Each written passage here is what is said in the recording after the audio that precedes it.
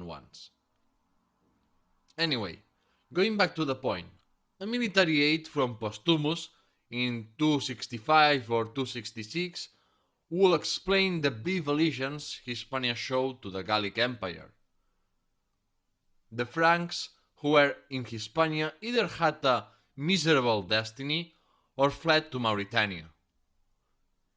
Emperor Aurelian reconquered the Gallic Empire in 274 as he did with the Palmyrene Empire of the East. That earned him the title of Restorer of the Wall, but that didn't last long. He was assassinated the following year, which made the Roman Empire vulnerable to external threats again. In 276, thousands of Franks and Alemanni invaded Gaul and a few raided Hispania, although presumably not with the devastating magnitude of the previous one. This time they raided northern Spain, sacking Pamplona, Astorga, Mérida, Lisbon, and rural areas too. Hispano-Roman cities rebuilt their walls and created local militias, but it was too late.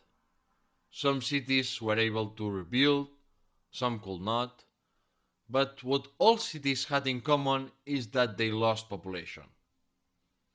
To have better chances of survival, many started moving back to the countryside. People in those times of uncertainty moved back to the countryside to avoid plagues and to reduce the odds of suffering an attack from barbarian invaders. The basic pillar of the Roman Empire was the municipality, and municipalities kept disappearing or losing importance. Valuable Spanish industries like olive oil farming, mining, or salting diminished their production. It's very indicative of a loss of purchasing power that there are no pieces of art dating from between 260 and 280. The economy became less market oriented and more agrarian and local. Europe was one step closer to feudalism. In this era of desperation, a new religion spread to bring some hope: Christianity. As you know, Spain and Christianity eventually became very tight concepts. So let me dedicate some time to the origins of Christianity in Hispania, how it expanded, and the heresies and martyrs of Spain. Before we talk about Christianity, we must talk about the Jewish community of Hispania. We have very few literary references about Jews in the Iberian Peninsula before the 4th or 5th centuries.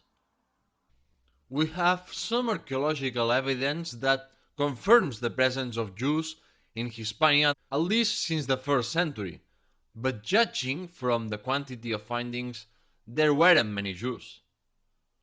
Why do I bring this up? Well, the followers of Christ were considered a Jewish sect until the 2nd century. It was only then that Christianity became a clearly different thing that competed against Orthodox Judaism, as both religions wanted to proselytize. If there weren't many Jews in Hispania, it makes sense that Christianity took more time to arrive and establish itself.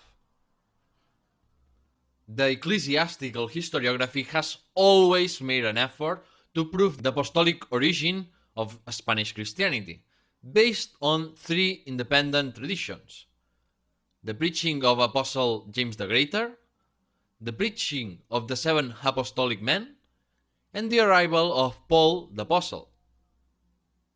The preaching of James the Greater has no historical basis, because it wasn't until the 9th century that we have accounts claiming that Apostle James the Greater was buried in Santiago de Compostela.